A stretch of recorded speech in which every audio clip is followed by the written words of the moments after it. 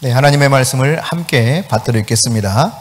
다윗이 온 회중 앞에서 여호와를 송축하여 이르되 우리 조상 이스라엘 하나님 여호와여 주는 영원부터 영원까지 송축을 받으시옵소서. 여호와여 위대하심과 권능과 영광과 승리와 위엄이 다 주께 속하였사오니 천지에 있는 것이 다 주의 것이로소이다. 여호와여 주권도 주께 속하였사오니 주는 높으사 만물의 머리이심이니이다. 부와 귀가 주께로 말미암고 또 주는 만물의 주제가 되사 손에 권세와 능력이 있사오니 모든 사람을 크게 하심과 강하게 하심이 주의 손에 있나이다. 우리 하나님이여 이제 우리가 주께 감사하오며 주의 영화로운 이름을 찬양하나이다. 나와 내 백성이 무엇이기에 이처럼 즐거운 마음으로 들을 힘이 있었나이까. 모든 것이 주께로 말미암았사오니 우리가 주의 손에서 받은 것으로 주께 드렸을 뿐이니이다. 우리는 우리 조상들과 같이 주님 앞에서 이방 나그네와 거류민들이라. 세상에 있는 날이 그림자 같아서 희망이 없나이다. 우리 하나님 여호와여 우리가 주의 거룩한 이름을 위하여 성전을 건축하려고 미리 저축한 이 모든 물건이 다 주의 손에서 왔사오니 다 주의 것이니이다. 나의 하나님이여 주께서 마음을 감찰하시고 정직을 기뻐하시는 줄을 내가 아나이다. 내가 정직한 마음으로 이 모든 것을 즐거이 드렸사오며 이제 내가 또 여기 있는 주의 백성이 주께 자원하여 드리는 것을 보오니 심히 기쁘도소이다. 우리 조상들 아브라함과 이삭과 이스라엘 하나님 여호와여 주께서 이것을 주의 백성의 심중에 영원히 두어 생각하게 하시고 그 마음을 준비하여 주께로 돌아오게 하시오며 또 내 아들 솔로몬에게 정성된 마음을 주사 주의 계명과 권면과 율례를 지켜 이 모든 일을 행하게 하시고 내가 위하여 준비한 것으로 성전을 건축하게 하옵소서 하였더라. 아멘. 네, 여러분 이 성경에 기록된 여러 사람들이 있잖아요. 그 인물들 하나하나를 추적하면 하나님의 은혜가 얼마나 놀라운가를 알 수 있는데 성경에 기록된 인물들 중에 예수님 이야기 말고 가장 많은 지면을 할애받은 인물이 있다면 누구일 것 같아요? 다윗이죠. 오늘 다윗 이야기니까. 다윗에 관한 이야기가 가장 많이 기록되어 있습니다. 그 말은 다윗이 그만큼 하나님으로부터 뭔가 특별한 은혜를 받은 자요, 하나님이 주목할 만한 그런 사람이었다는 것을 알려주고 있죠. 여러분 다윗은 극적인 인생을 산 사람입니다. 그는 하나님을 전심으로 어릴 때부터 사랑했고 하나님을 찬양했던 사람입니다. 그리고 그는 그 하나님을 찬양하는 마음 때문에 수많은 시를 지었죠. 그 시들이 시편에 기록되어 있는 것을 우리가 찾아볼 수 있습니다. 여러분 다윗은요 베들레헴이라고 하는 조그마한 그런 농촌에서 태어났어요. 골짜기 같은 그런 곳인데 오늘날 베들레헴에 가면 그래도 좀 건물도 올라가 있고 그래서 도시처럼 보입니다만 그 시대의 베들레헴은 조그마한 그런 농촌이었죠. 목가적인 풍경이 있는 양치기들이 주로 사는 그런 곳이었습니다.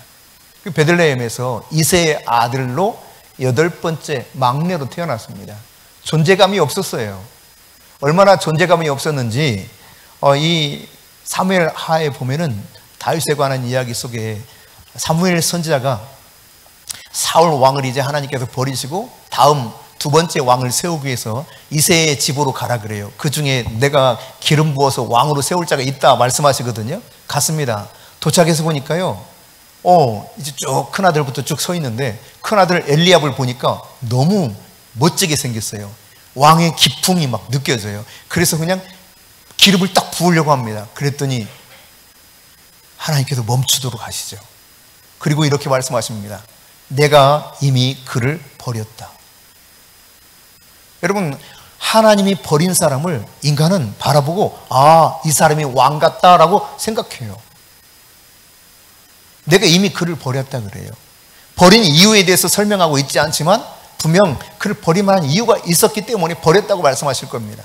그런 다음 하나님 뭐라고 말씀하십니까? 사람은 외모를 보거니와 나 여호와는 중심을 보느니라. 사람은요, 겉으로 드러나는 것을 굉장히 높이 평가합니다. 예컨대 잘생기면 주목받아요. 예쁘면 주목받아요. 돈 있으면 주목받아요. 권력 있으면 주목받아요. 지식이 많으면 주목받아요. 명예가 높으면 주목받습니다. 인기가 많으면 주목받습니다. 그런데 하나님은 이런 거 아무 상관없다는 이야기예요. 아무 상관이 없어요. 중심을 보셔요. 중심을. 나의 여호와는 중심을 보느니라.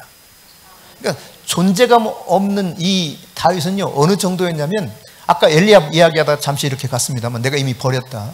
그리고 나의 여호와는 중심을 본다. 둘째도 셋째도 마지막 7째까지도 하나님이 아니다 그래요. 아니다. 그래서 사무엘이, 아니 당신 아들들을 다 불러오라고 그랬는데 여기 다 왔냐 그러니까, 다 왔죠.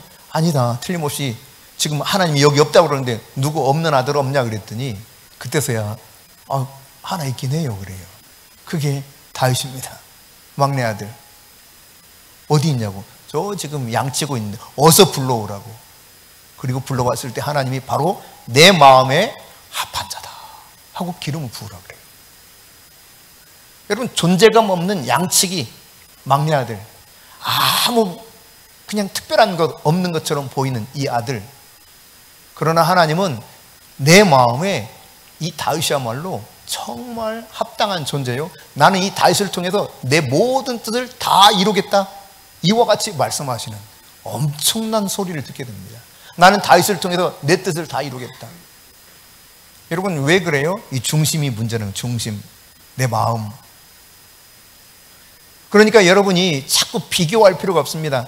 다른 사람에 비해서 나는 배운 것도 좀 부족하고, 몸도 시원찮고, 명예도 없고, 권력도 없고, 돈도 없고. 요즘 돈이 제일 힘이 많죠. 돈도 없고. 괜찮아요. 없어도 돼요. 다윗을 보면 알 수 있어요. 아무것도 없었어요. 그런데 얼마나 많은 돈을 가진 사람이었는가를 잠시 이제 후에 살펴볼 거예요.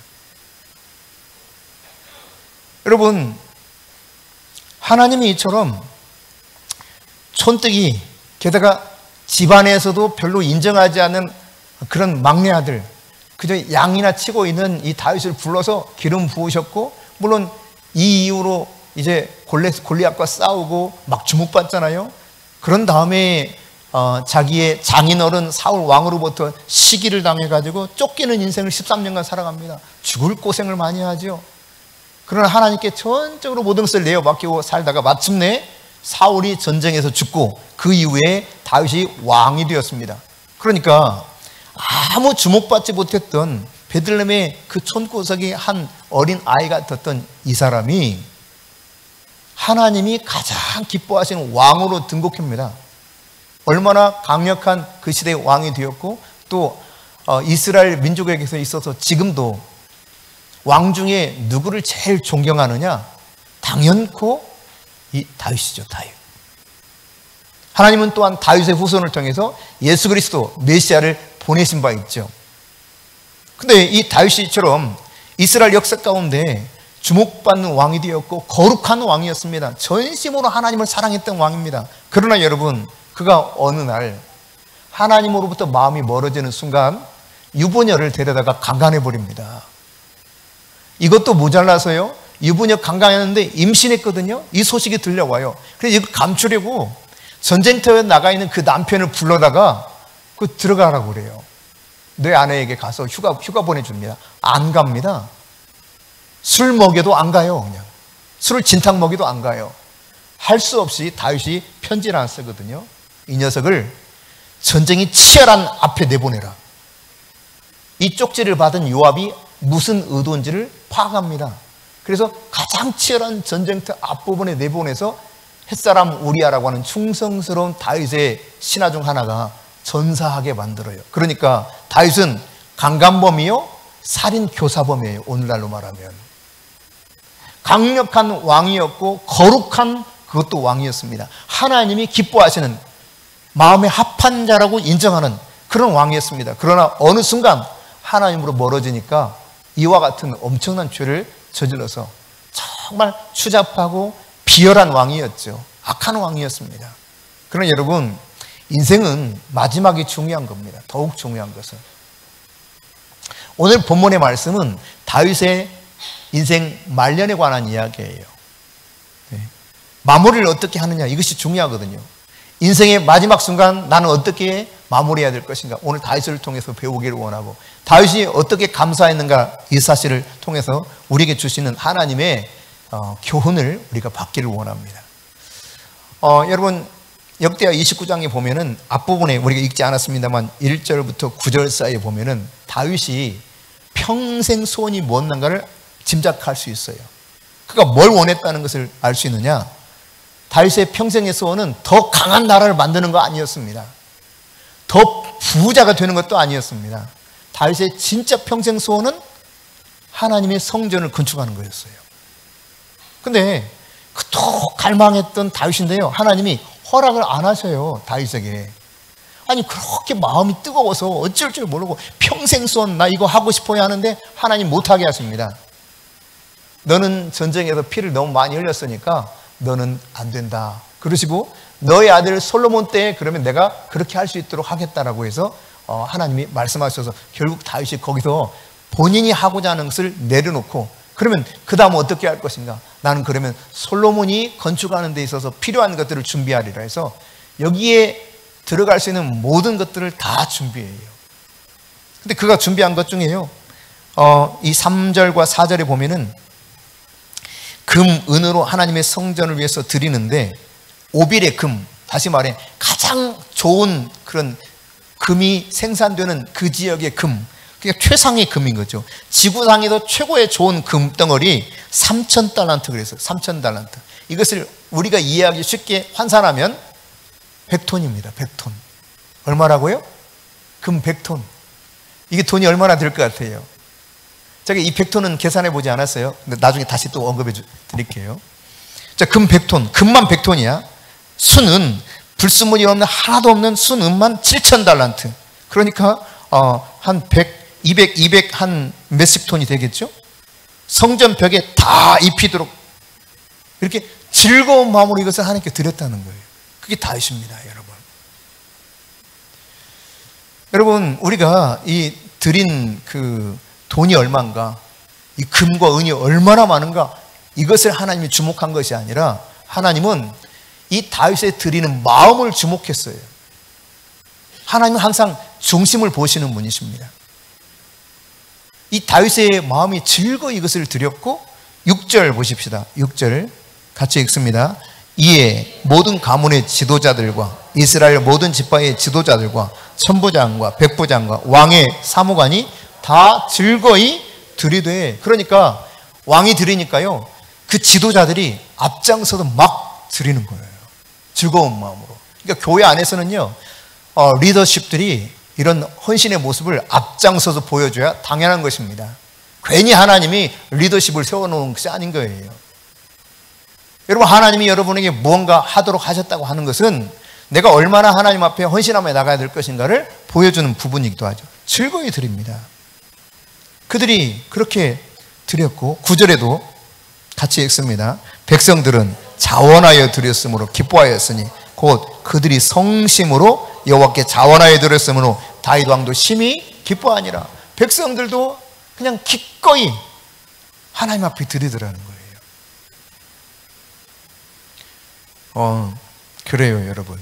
하나님의 은혜를 알게 되면 이처럼 자원하는 마음으로 기꺼이 즐겁게 드릴 수가 있게 됩니다. 그러니까 어떤 마음, 어떤 갈망이 내 안에 있는가, 어떤 마음으로 내가 사는가, 이게 정말 중요한 거예요. 우리 인생을 결정하는 것이 바로 이것입니다. 다윗이 다윗 쪽에 했던 것도 이 마음이거든요. 마음. 그 마음 중심이 하나님 보시기에 너무도 합당했기 때문에 그를 왕으로 세워주시고, 그를 부귀하게 만드시고, 그를 강하게 만드시고, 그로 하여금 이기게 만드셨어요. 통일 왕국을 만들 수 있도록 은혜를 주신 것이 그의 마음 중심에서 비롯되었다는 이야기입니다. 가진 게 없었습니다. 배운 것도 없었어요. 목동이었다니까요. 목동. 아무것도 가진 것도 없고 배운 것도 없는데 하나님이 그를 높이 들어서 이처럼 쓰시는 모습은 그 마음 중심이 하나님과 너무 딱 맞는 거예요. 그래, 너야 너. 나는 너 같은 마음을 가진 자를 원해 라고 하는 것이죠. 오늘 여러분, 백성들이 그리고 지도자들이 그와 같이 기꺼이 하나님 앞에 즐거운 마음으로 나갔다는 이야기입니다. 그러니까 마지막 순간 우리가 죽음 앞에 다다르게 되면 내가 어떤 존재인가가 드러나요. 아, 저 사람은 그런 사람이었구나 나타나게 되거든요. 오늘 다윗은요, 하나님을 최상으로 섬겼던 사람입니다. 가장 자기가 할 수 있는 모든 것을 다 동원해서 헌신하면서 예배했던 사람, 그가 다윗이었습니다. 왜 그러면 이것이 가능했을까요? 하나님의 은혜가 무엇인가를 알았기 때문에 그래요. 평생 하나님이 나를 얼마나 큰 은혜 가운데 나와 함께 해주셨는가, 이것을 알았기 때문에 기꺼이 그렇게 은혜에 반응했던 것입니다. 여러분, 우리가 예배를 드리잖아요. 예배라고 하는 단어가 아바드, 이 단어가 우리 영어로 번역될 때 워십이라는 단어로 번역되거든요. 이 워십이라고 하는 단어는 워스라는 단어와 쉽이라는 단어가 합성된 겁니다. 워디라고 하는 단어가 여기서 나왔는데 가치 있는, 합당한 그런 뜻이에요. 가장 가치 있는, 가장 합당한 그것을 내가 하나님께 반응하면서 드리는 것, 그게 예배입니다. 그러니까 예배는 구경하러 오는 게 아니에요. 아이고, 나 오늘 찬양 들으니까 너무 좋더라. 아이고, 오늘 목사님께 말씀을 드리니까 너무 좋더라. 이게 예배 드리는 게 아니에요. 내가 하나님을 만나러 올 때 가장 최고의 것을 드리기 위해서 나오는 게 예배입니다. 그러니까 여러분이 미리 준비해야 돼요. 마음을 준비해야 됩니다. 내가 최상의 것을 어떻게 드릴 것인가를 준비해야 됩니다. 그게 예배입니다. 은혜에 합당한 가치에 내가 부응해서 하나님 앞에 드리는 게 예배란 말이에요. 그러면 여러분이 과연 마음과 내가 하나님 앞에 나아갈 모든 것들을 정말 합당하게, 내게 베푸신 하나님 은혜에 합당하게 준비하고 와서 하나님께 예배를 드리는가? 특별히 이제 추수감사주일이잖아요. 내가 하나님 앞에 한 해 동안 받은 은혜에 내가 합당한 자세를 가지고 나와서 예배를 드리는가? 예배는 여러분 드리는 거예요. 드리는 거. 나의 가장 귀한 것을 하나님의 은혜에 합당하게 내가 드리는 것이 예배인 것입니다. 오늘 다윗은 그런 자세로 하나님 앞에 나갔다는 이야기죠. 피조물이 창조주 하나님께, 나를 구원해 주신 그 하나님께, 마지막 심판하실 그 하나님 앞에서 내가 하나님을 온전히 인정하는 태도, 그게 예배입니다. 예배. 오늘 여러분, 다윗이 하나님 앞에 감사하는 이 모습을 통해서 우리가 무엇을 깨달아야 되는가를 한번 정리해 보고 싶습니다. 먼저 여러분, 이 10절부터 19절 우리가 본문을 읽었는데 사실 다 이 29장을 다 읽었으면 좋겠습니다만 짧게 읽었어요. 이 11절이죠. 통 전체를 읽은 게, 여기에 주라고 하는 단어, 로드라고 하는 이 단어가요 24번 나옵니다. 24번. 그러니까 계속 주 언급해요. 그리고 주권이라는 단어, 로드십이라고 하는 단어도 쓰고 있죠. 한 차례 더 쓰고 있어요. 그러니까 하나님 앞에 다윗은 철저히 그분의 주권을 인정했다는 이야기입니다. 그러니까 감사할 수 있는 거예요. 그분이 주인이라는 거예요. 그분이. 나는 그냥 아무것도 아니라는 거죠. 다윗은 하나님이 모든 것이었음을 인정했어요. 그게 11절 12절에서도 나타나죠. 같이 읽어보면, 여호와여, 위대하심과 권능과 영광과 승리와 위엄이 다 주께 속하였사오니 천지에 있는 것이 다 주의 것이로소이다. 여호와여, 주권도 주께 속하였사오니 주는 높으사 만물의 머리이심이니라. 부와 귀가 주께로 말미암고 또 주는 만물의 주제가 되사 손에 권세와 능력이 있사오니 모든 사람을 크게 하심과 강하게 하심이 주의 손에 있나이다. 아멘. 다윗은 철저히 주님, 그분에게 모든 것이 다 달려있다는 거예요. 자신이 강하게 된 것도, 자신이 높이 된 것도, 자신이 이렇게 전쟁에서 늘 승리했던 것도, 부하게 된 것도, 귀하게 된 것도 다 하나님으로부터 왔다는 것입니다. 그분의 주권을 철저히 인정하죠. 그러니까 성경에서 가르치고 있는, 우리는 주인이 아니라 청지기라고 가르치거든요. 그 청지기에 대해서 다윗은 확실하게 인정하고 사는 거예요. 옆 사람에게 한번 물어보세요. 당신의 주인은 누구십니까? 여러분, 하나님이 진짜 내 인생의 주인인가? 그냥 보통 하나님의 주인 되시는 믿습니까? 아멘에 이렇게. 근데 실상은 그분의 주인 되심을 잘 안 받아들여요. 이게 문제인 거죠. 그분이 주권을 인정하지 않아요. 다 내가 결정해요. 내가 알아서 살아요.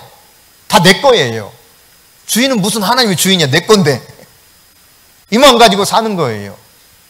그 다윗은 어마어마한 부를 소유한 사람입니다. 근데 이 모든 것 다가 다 주님 것이라는 거예요. 모든 것이 다 하나님께로 왔다는 사실을 그는 철저히 인정했던 사람입니다. 자기 인생에서 얻은 모든 것은 하나님의 은혜로 주어진 것이라는 거예요. 하나님 다 주셨기 때문에 자기가 지금 이 모든 것을 다 누리고 있다는 거죠. 그러니까 여러분, 하나님이 주인이시고 그분이 나에게 주셨다는 사실을 진짜 인정할 수 있다면 내가 하나님께 돌려드리는 거 쉬워요, 어려워요? 쉬운 거예요. 왜? 내 것이 아니니까. 하나님 나한테 주신 거고 나한테 맡기신 거니까 그분 앞에 돌려드리는 건 너무 쉬운 거예요. 근데 내 것이라고 생각하면 이미 도무지 쉽지 않습니다. 그러니까 하나님이 주신 것을 하나님께 기꺼이 돌려드리는 것, 가장 가치 있는 것을 돌려드리는 것, 그게 예배입니다. 예배. 그게 진짜 예배자의 모습인 거예요. 여러분이 하나님의 주권을 인정하고 하나님을 하나님으로 인정하는 태도를 다윗을 통해서 배울 수 있기를 바랍니다. 이것은 매우 중요한 것입니다. 이런 태도가 내 안에 형성되어 있지 않으면 모든 사람은 거의 100% 가깝게 돈 때문에 걸려 넘어집니다. 돈으로 시험 들어요. 돈으로. 왜? 내 거니까. 왜? 이것 때문에 시험 드는 거예요. 근데 주님께서는 가끔씩 이러시거든요. 그거 내 거니까 나한테 줘라. 주가 쓰시겠다 하라 그래요. 그리고 그냥 가져가게 하세요. 이게 사실 정상적인 거거든요. 다윗은 여러분, 하나님의 주권을 철저히 인정했어요. 앞서 말씀드렸는 것처럼 이 짧은 구절 안에 주라고 하는 단어를 무려 몇 번 썼다? 24번이나 쓴다면 24번이나. 주권까지 포함하면 25번이나 진짜 하나님은 내 인생에 온전한 주도권을 가진 당신이야말로 주인이십니다 라고 인정하고 있는 것이 다윗이라는 사실입니다. 그런가 하면 여러분 14절 같이 읽어보겠습니다. 시작. 나와 내 백성이 무엇이기에 이처럼 즐거운 마음으로 들을 힘이 있었나이까. 모든 것이 주께로 말미암았사오니 우리가 주의 손에서 받은 것으로 주께 드렸을 뿐이니이다. 그렇습니다. 어떻게 그렇게 최상의 헌신을 하나님 앞에 드릴 수 있었느냐? 여러분, 다윗은 모든 것이 하나님께로 왔다고 하는 사실을 알았기 때문에, 백성들도 그 사실을 인정했기 때문에 즐거이 하나님 앞에 최상의 것을 드릴 수 있었다는 사실이에요. 내가 가진 것이 하나님께로부터 왔다는 사실을 알지 못하면 나의 힘, 나의 능력으로 내가 이것을 성취했다고 생각합니다. 이렇게 되니까 결국 어떻게 되느냐? 하나님 앞에 드릴 때도요, 내 것을 내가 하나님께 드리는 거예요. 다시 말씀드립니다. 그럼 내가 열심히 노력해서 내가 뼈 빠지게 고생해서 내가 본 물질이기 때문에 내가 하나님께 드리는 게 내가 하나님을 이렇게 드리는 것으로 보여지는 거예요. 내 것을 가지고. 근데 여러분, 내 것 있어요, 없어요? 아니, 솔직히 말해봐요. 없다고 하면서 고개 흔들기도 하는데 그렇지 않을 때가 많다니까. 이게 문제는 내 것이 아무것도 없어요. 실상 우리는 빈손으로 왔다가 빈손으로 가는 것입니다. 하나님께서 우리에게 필요한 것들을 공급해 주시고 맡겨주셔요. 그분이 나에게 맡기신 이 사명들을 잘 깨닫고 청지기의 직분으로 살아가게 될 때 진짜 만족이 있고 감사가 있고 기쁨이 있는 거예요. 오늘 최상을, 모든 것을 하나님 앞에 최고로 드릴 수 있었던 다윗과 그 신하들과 그 백성들이 왜 그게 가능했느냐? 내 노력, 내 능력으로 이것을 얻었다고 생각하지 않았기 때문에 그게 가능했던 것입니다. 만일에 여러분, 내 힘과 내 노력으로 내가 얻었다고 생각하면 누가 나한테 감사해야 돼요? 하나님이 나한테 감사를 해야 돼. 내가 하나님께 감사하는 것이 아니라, 왜 내 돈 가지고 내가 노력한 거 가지고 내가 드렸으니까 하나님이 아이고 네가 그렇게 수고해서 했는데 나한테 이렇게 주다니 고맙다 이래야 되는 거예요. 근데 하나님 것이라고 인정하게 되면 그게 아닌 거죠. 오히려 드리면서 감사하게 돼요. 그게 다윗이었습니다. 그러니까 내가 내 것을 드린다고 하기 때문에 이게 내 안에서 감사가 사라져 버려요. 없으면 더욱더 감사가 사라져. 이것이 바로 불신앙의 극치의 모습으로 달려가는 거죠. 하나님과 나 창조주와 피조물을 서로 맞바꿔 버립니다. 그러니까 내 돈인 줄 알고 내 건 줄 알고 내 마음대로 해요. 내 마음대로. 여러분 말라기 선지자를 통해서 하나님이 말씀하셨던 게 무엇입니까? 왜 너 내 것을 도둑질했냐 이렇게 말씀하시잖아요. 그러니까 도둑질을 하고도 도둑질 한 줄 모릅니다. 아니 우리가 언제 도둑질했습니까? 그래요. 그러나 하나님은 분명히 말씀하시죠. 봉헌물과 11조를 너희들이 도둑질했느니라. 내 것을 왜 너희들이 나한테 돌리지 않았느냐 말씀합니다. 여러분 하나님이 나한테 주신 것을 내가 인정하고 받아들이게 되면 언제든지 최상의 것을 하나님께 드릴 수 있게 되는 것입니다.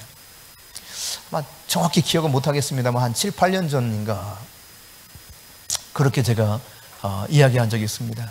우리 성도들에게 우리 하나님 앞에 이번 추수감사주일에 정말 최상의 것을 한번 드려보자. 뭐 얼마나 많이 드릴 수 있겠어요. 그래서 이런 제안을 한 적이 있어요. 여러분 하루에 커피 한 잔 마시면 얼마 들어요? 그냥 뭐 싼 거 마셔도 2,000원?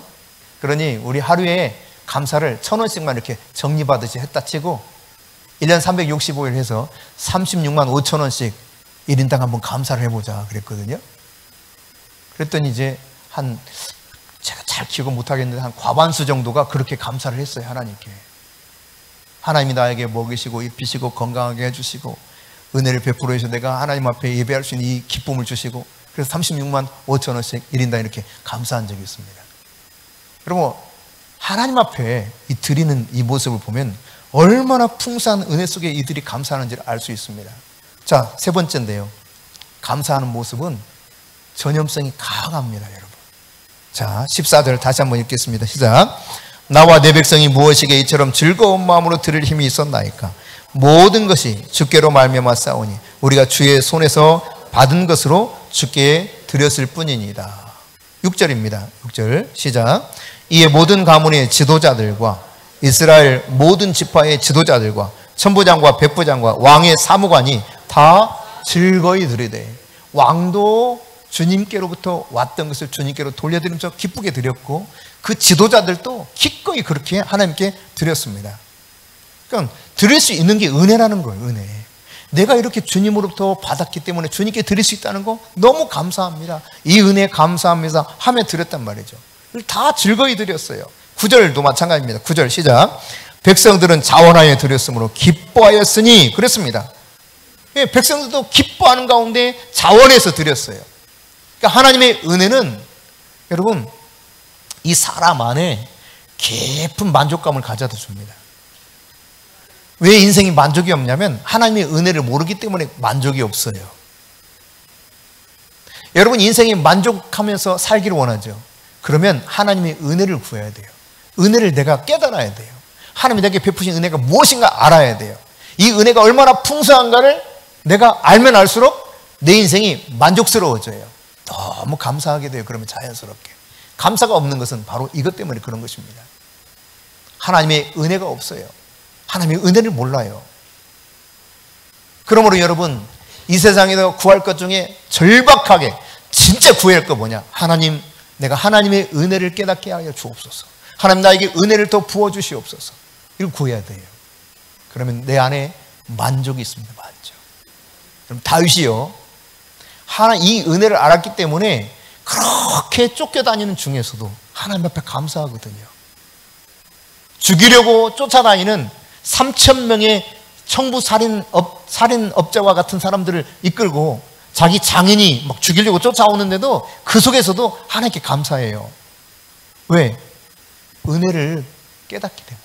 하나님이 이 가운데서도 자기를 보호하시고 자기를 인도해서 궁극적으로 나에게 기름 부어 주셨듯 반드시 왕이 되게 하실 것을 믿기 때문에 하나님을 신뢰하는 그것으로 해서 이 가슴 안에 현실은 그렇지 않지만 현실은 깜깜해요.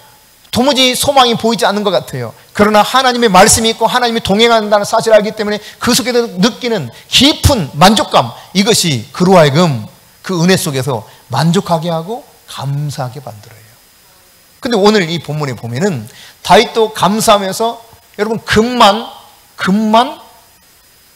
얼마 드렸다고 그랬어요?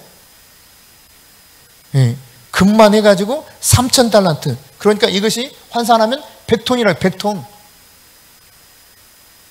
이 백성들이 이 지도자들이 얼마큼 드렸는가? 여러분 이 지도자들이 드린 거 보세요. 7절입니다. 7절 같이 읽어볼까요? 하나님의 성전 공사를 위하여 금 5,000달란트와 금 10,000다릭, 은 10,000달란트와 놋 18,000달란트와 철 100,000달란트를 드리고 그랬어요. 여러분 이것을 우리가 알기 쉽게 환산하면 금이 170톤이라는 이야기입니다. 여러분 상상이 잘 안 될 거예요. 금이 170톤.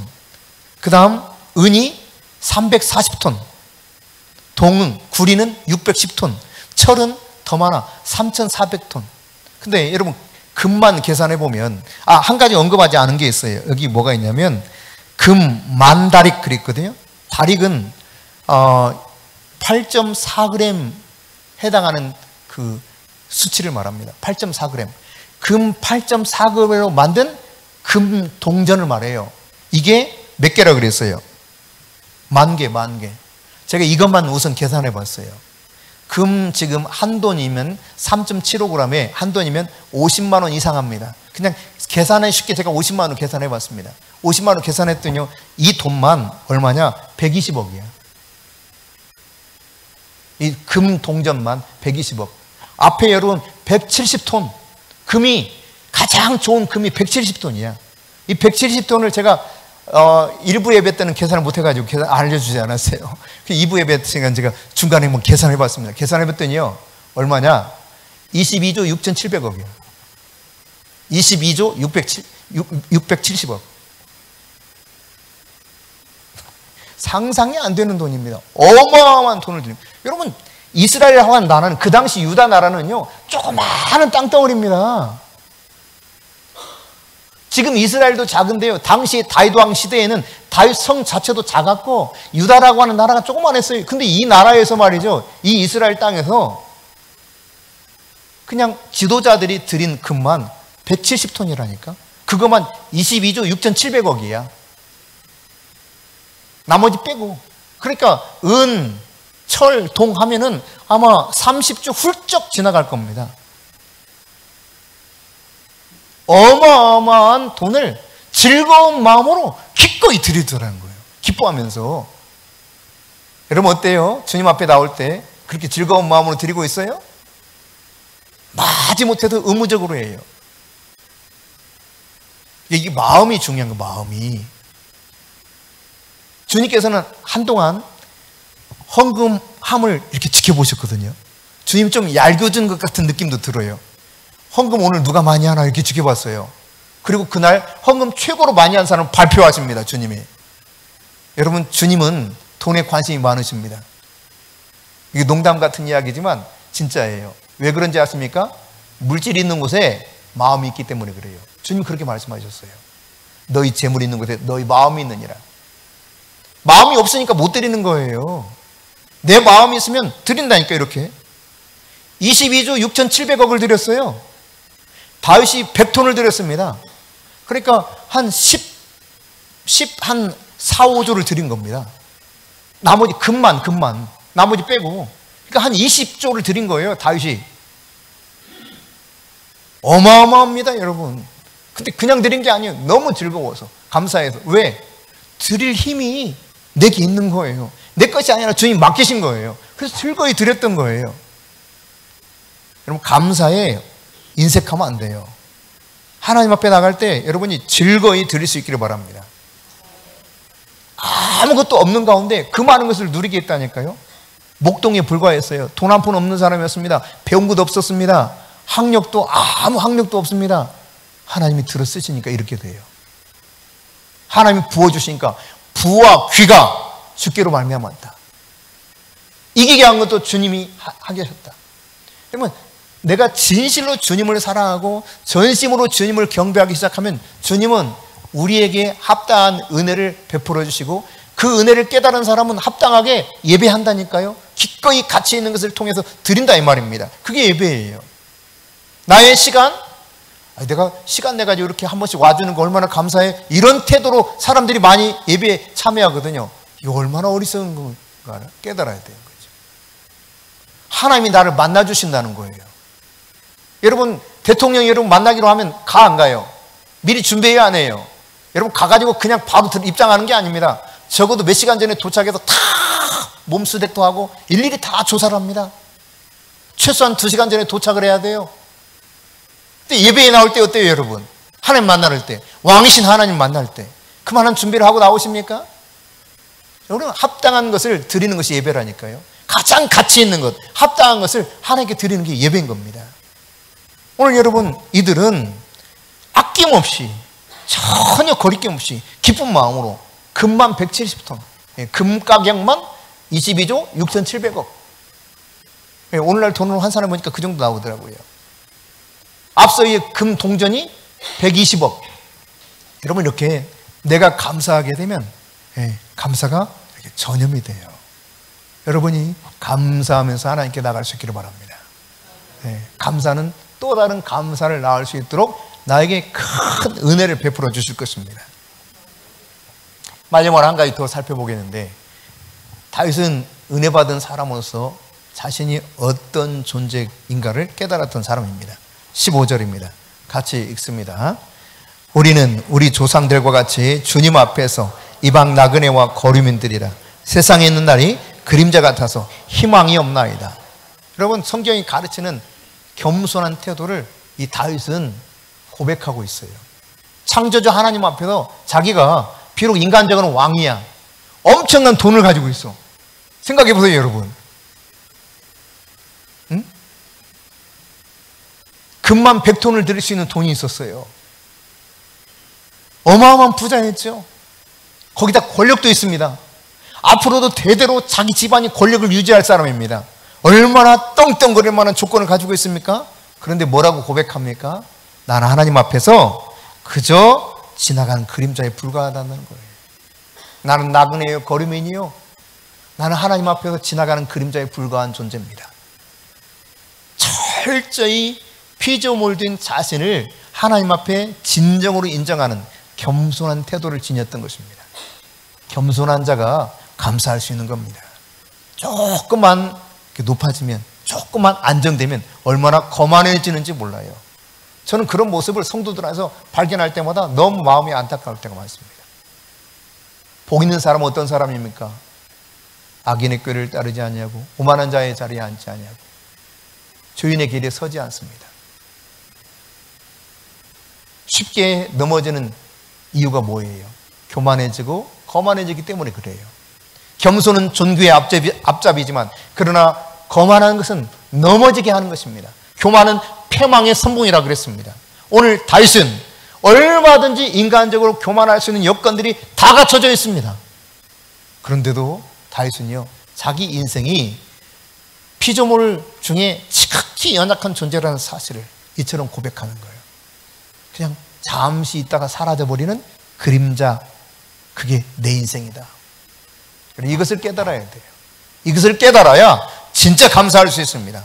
하나님의 은혜가 오늘 다윗을 이 자리까지 오게 했어요. 오늘 여러분, 다윗의 이런 고백들을 통해서 우리가 진짜 하나님 앞에 감사하는 삶을 어떻게 가져가야 될 것인지 깊이 깨달을 수 있기를 바랍니다. 신약성경에 보면 바울도 이런 은혜를 깨달았던 사람처럼 보입니다. 고린도전서 15장 10절입니다. 함께 읽겠습니다. 그러나 내가 나 된 것은 하나님의 은혜로 된 것이니 내게 주신 그의 은혜가 헛되지 아니하여 내가 모든 사도보다 더 많이 수고하였으나 내가 한 것이 아니요 오직 나와 함께 하신 하나님의 은혜로라. 이런 고백이 저와 여러분의 고백이 되실 수 있기를 바랍니다.